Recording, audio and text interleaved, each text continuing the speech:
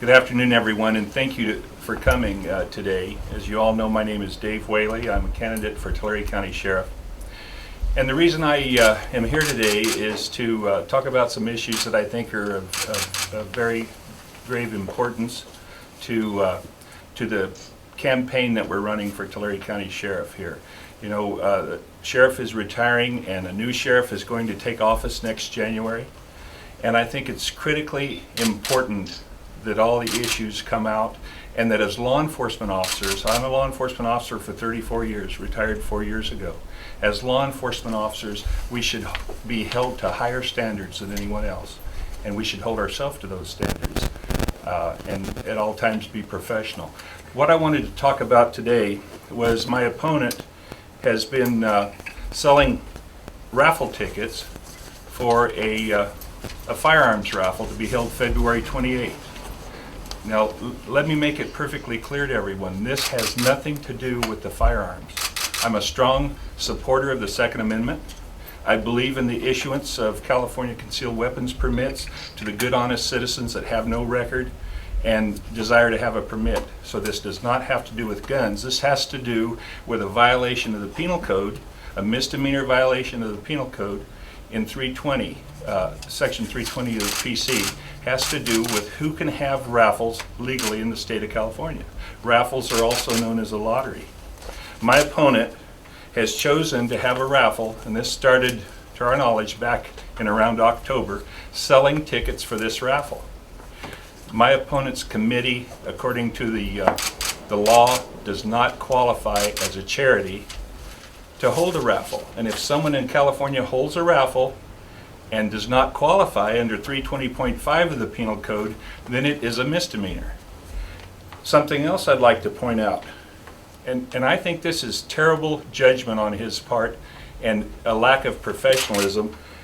In order to buy these raffle tickets, the unsuspecting public has been asked to call 4 people here on his flyer. The first one is his assistant sheriff that just got promoted. The second one is a captain, the head investigative captain, the highest ranking detective at the Tulare County Sheriff's Department is on here, a lieutenant, and then the farm crew manager, all managers within the Sheriff's Department. My opponent has contaminated these people by asking them to commit misdemeanors for him. The law is clear. And so with that, I think it's an important issue. Not only has he contaminated these people, his command staff, but what about all the hundreds and hundreds of unsuspecting, honest citizens that have purchased these tickets?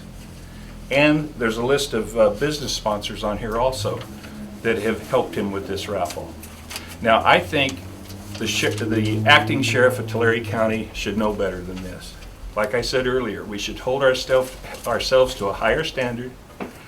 I have consulted 3 different attorneys, the last being Mr. Ledford here, Merle Ledford, and have written the campaign for Mike Boudreau a letter indicating that this is a misdemeanor and requesting that his committee cease and desist and return all the money that was received illegally.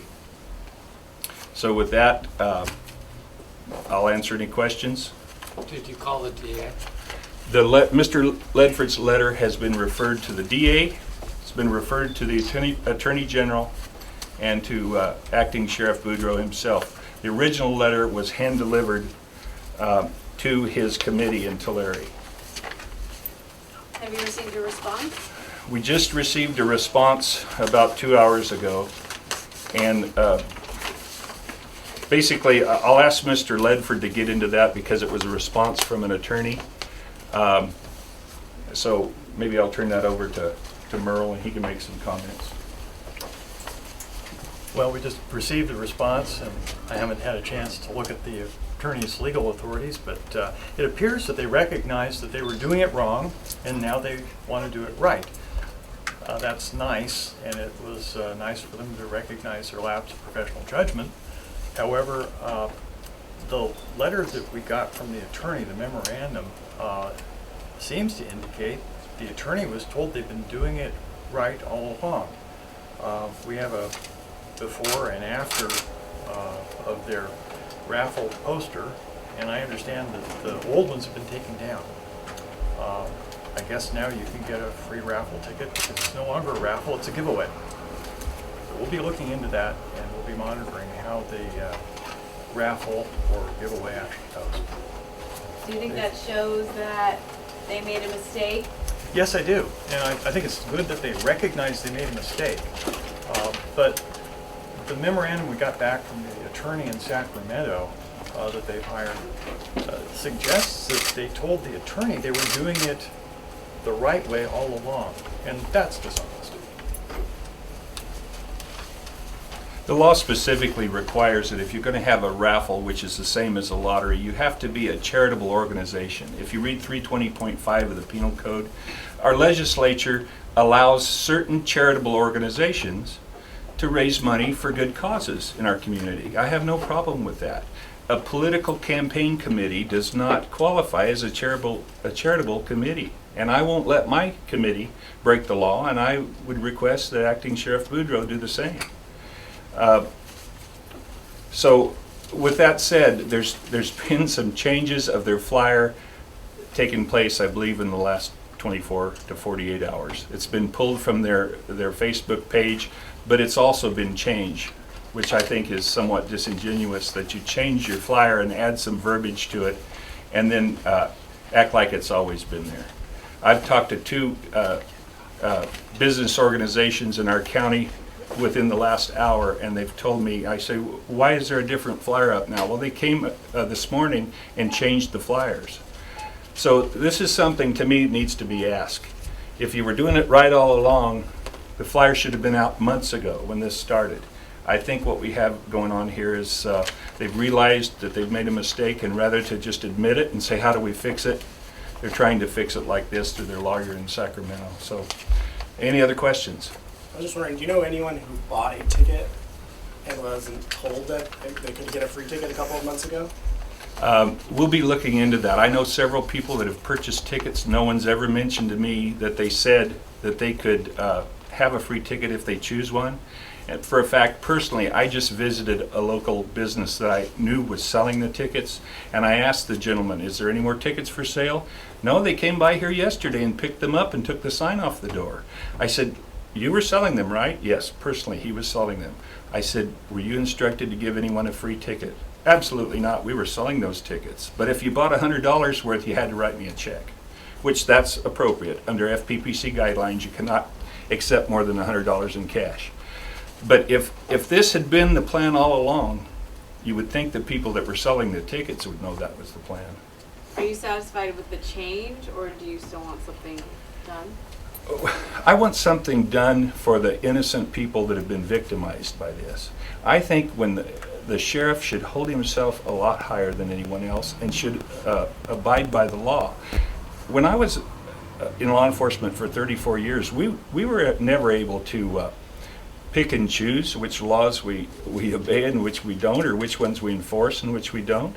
This is a misdemeanor, and it rises to, some people say, perhaps the level of a felony. If numerous people conspired to commit a misdemeanor, then it can be a felony under the conspiracy statute.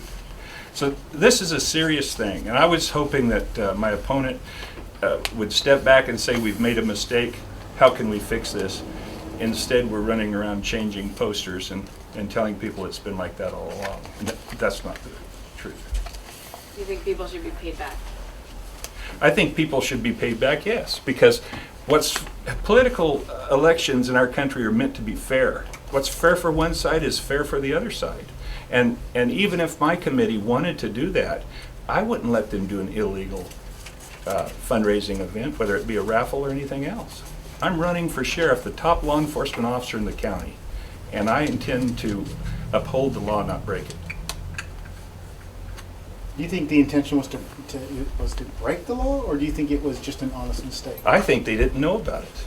I think that probably lack of experience, which has been one of my platforms, is that I'm the experienced candidate, and I think inexperience probably is what caused this. I can't believe that they would just go out and commit a misdemeanor on purpose. But when they're advised that they are, why does it take 10 days to change it? And why do you try to correct the situation by coming up with a different way of doing it at the very last? To me, that's not honest. And people see through that. I think people in the county and people in our country as a whole want their leaders, their political leaders, to start telling the truth and being a shining example for people. And that's what I intend to do when I'm elected.